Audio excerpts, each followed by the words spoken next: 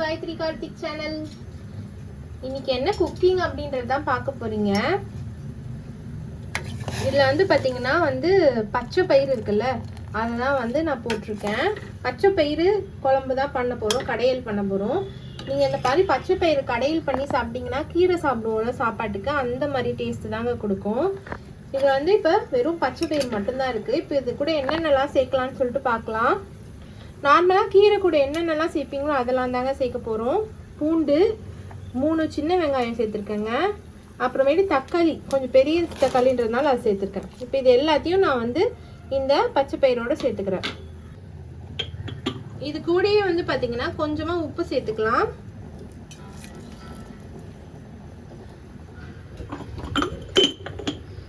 அதுக்கப்புறமேட்டு மஞ்சள் தூளும் சேர்த்துக்கலாம்.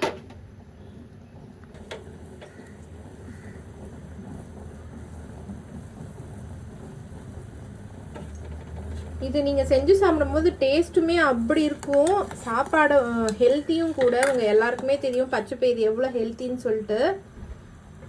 காரத்துக்கு பார்த்தீங்கன்னா பச்சை மிளகாய் சேர்த்துக்கோங்க. என்கிட்ட இப்போ பச்சை மிளகாய் சுத்தமாக இல்லை வீட்டில், கடைக்கே போகல நான். அதனால தான் இன்றைக்கி பச்சை பயிறு குழம்பே வைக்கிறேன். அதனால நான் காஞ்ச மிளகாய் சேர்த்துக்கிறேன். ஸோ இது எல்லாத்தையும் சேர்த்தாச்சு. இது கூடவே கொஞ்சமாக சீரகமும் சேர்த்துக்கலாம்.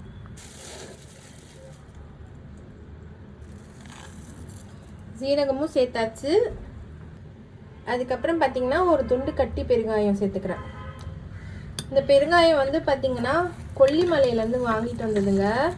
சூப்பராக இருக்குது இந்த பெருங்காயம். போட்டால் நல்லா இருக்குது. வாசனையும் பார்த்தீங்கன்னா நல்ல ஒரு ஸ்மெல்லு. 5 டப்பா ஃபுல்லாக காலியாக போச்சு.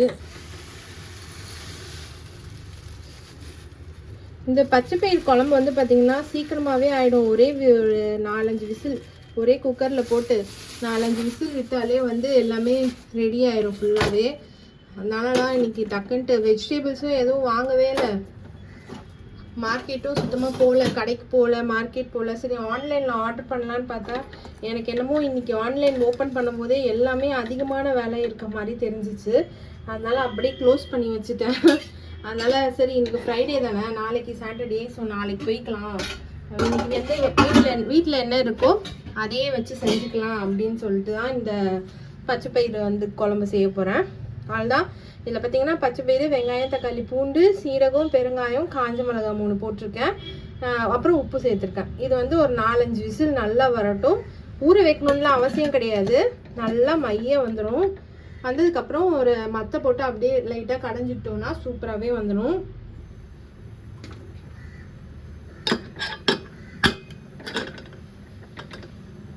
பார்க்கலாம் அது எப்படி ரெடி ஆகிட்டு வருதுன்னு சொல்லிட்டு. ஆல்ரெடி நான் நிறைய வாட்டி செஞ்சுருக்கேன்.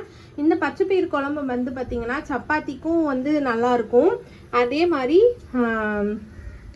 சப்பாத்திக்கும் நல்லாயிருக்கும். அதே மாதிரி ரைஸுக்குமே நல்லாயிருக்கும். இட்லி தோசைக்கு அவ்வளோவா டேஸ்ட்டாக இருக்காது. சப்பாத்திக்கும் ரைஸுக்கும் ரொம்ப டேஸ்டியாக இருக்கும் இந்த பச்சை பயிறு குழம்பு. நீங்கள் சப்பாத்தி கூட ட்ரை பண்ணலாம். இன்றைக்கி பார்த்தீங்கன்னா நான் ரைஸ்க்கு தான் எடுத்திருக்கேன். அப்புறம் பார்த்தீங்களா நான் டயட் ஸ்டார்ட் பண்ணலான் இருக்கேன். இன்னிலேருந்து இல்லைன்னா நாளையிலேருந்து பார்த்தீங்கன்னா மார்னிங் என்ன சாப்பிட்றேன், மத்தியானம் என்ன சாப்பிட்றேன், நைட் என்ன சாப்பிட்றேன், இது 3த்தையும் பார்த்தீங்கன்னா நாளையிலேருந்துனா நாளைக்கு மார்னிங் சாப்பிட்றது, மத்தியானம் சாப்பிட்றது, நைட் சாப்பிட்றது. நைட் பார்த்தீங்கன்னா ஒரு ஷார்ட்ஸாக நான் அதை அப்லோட் பண்ணலான் இருக்கேன். யூஸ்ஃபுல்லாக இருந்துச்சுன்னா சொல்லுங்கள், கண்டினியூ பண்ணலாம். நான் ஃபஸ்ட்டு நான் அப்லோட் பண்ணுறேன். இந்த அப்லோட் பண்ணுறது யூஸ்ஃபுல்லாக இருக்கான்னு சொல்லுங்கள். எனக்கு பார்த்திங்கன்னா கொஞ்சம் ஹெல்த் இஷ்யூஸ் வந்ததுனால இப்போயாவது நம்ம டயட் ஸ்டார்ட் பண்ணலாம் அப்படின்ட்டு இருக்கேன் நான்.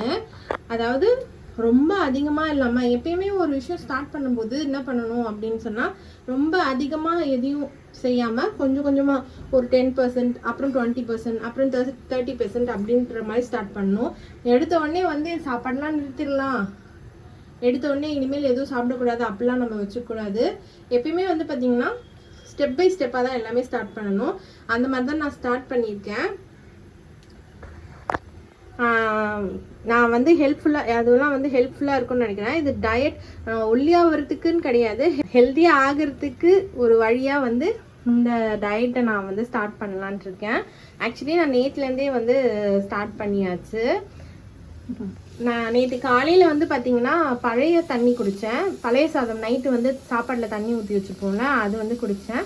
மதியானம் வந்து பார்த்தீங்கன்னா மற்ற எல்லாருக்கும் தேங்காய் பால் சாதம் செஞ்சேன். அந்த தேங்காய் பால் சாதத்தையே நான் வந்து எனக்கு வந்து திணை அரிசியில் செஞ்சுக்கிட்டேன். அதுக்கப்புறம் இன்னைக்கு நைட் வந்து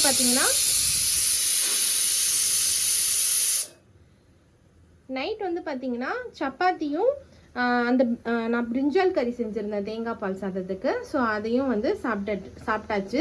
அதே மாதிரி எப்பயுமே வீட்டுக்கு வந்து 11:30க்கு மேலே தான் சாப்பிடுவேன். நான் நேற்றுக்கு என்ன பண்ணிட்டேன்னா ஒரு 8:30 9க்கே சாப்பிட்டாச்சு. கொஞ்சம் ஹெல்த் இஷ்யூ இருக்கிறதுனால டேப்லெட்ஸ் எடுத்துக்கிறேன். அதுக்காக சீக்கிரமாகவே சாப்பிட்டு டேப்லெட்டும் போட்டாச்சு.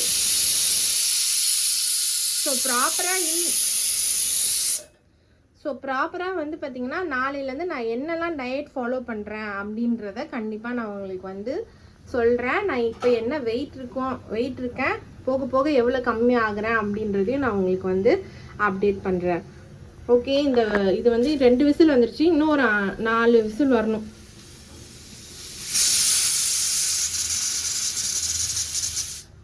நாலு விசில் வந்தால் தான் பார்த்தீங்கன்னா நல்லாவே ஒரு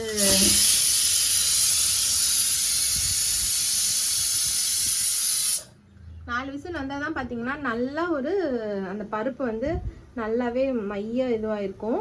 ஓகே, பார்ப்போம். ரெடி ஆனதுக்கப்புறம் காமிக்கிறேன். இங்கே பாருங்க, நல்லாவே வெந்து வந்திருக்கு பருப்பு. நல்லா இப்படி போட்டு அப்படியே குக்கர்லேயே வச்சு நீங்கள் மசிச்சிருங்க.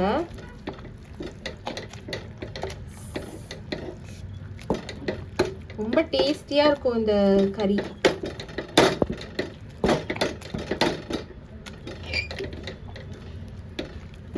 இதில் நம்ம இன்னும் கொஞ்சம் தண்ணி ஊற்றுவோம், புளி ஊற்றுவோம். ஸோ வந்து கொஞ்சம் தண்ணி கொஞ்சமாக லிக்விடாக குழம்பு மாதிரி வரும்.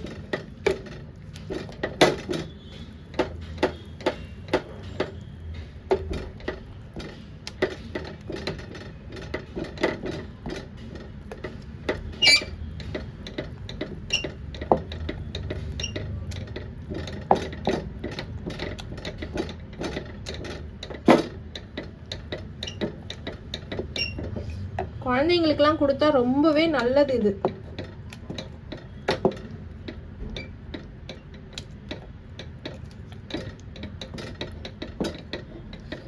பார்த்தீங்கன்னா ஓரளவுக்கு நல்லாவே மசிஞ்சிருச்சு. இப்போ நம்ம தண்ணி வந்து சேர்த்துக்கலாம்.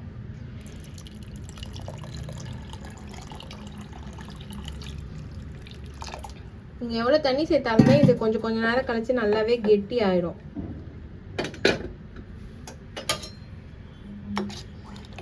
அடுப்பை ஆன் பண்ணி கொஞ்ச நேரம் வந்து அடுப்பில் வச்சுருக்கலாம். அதுக்கப்புறமேட்டு புளி ஊற்றிட்டு தாளித்து கொட்டிட்டா வந்து பச்சைப்பயிறு வந்து ரெடி ஆயிரும். இப்போ வந்து அடுப்பை ஆன் பண்ணிக்கலாம்.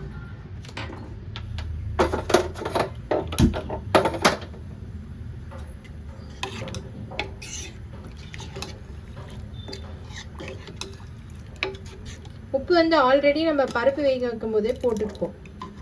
ஸோ கொஞ்ச நேரம் ஆகட்டும்.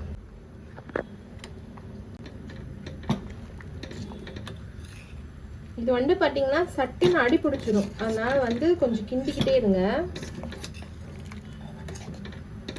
ஓரளவுக்கு வந்து கொதி வர ஆரம்பிக்குது. இப்போ இந்த சமயத்தில் வந்து நான் புளி தண்ணி எடுத்து வச்சுருக்கேன். ஒரு ½ லெமன் சைஸ்க்கு புளி எடுத்து வச்சுருக்கேன். அதை வந்து இதில் ஊற்றிக்கிறேன். ஊற்றிட்டு ஒரு தாளிப்பு கொடுத்துட வேண்டியது தான். சாப்பிடவே பயங்கர டேஸ்டியாக இருக்கும் அந்த குழம்பு.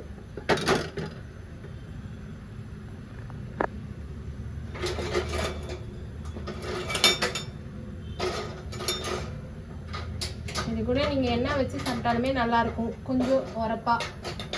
அப்படி இல்லைன்னா வந்து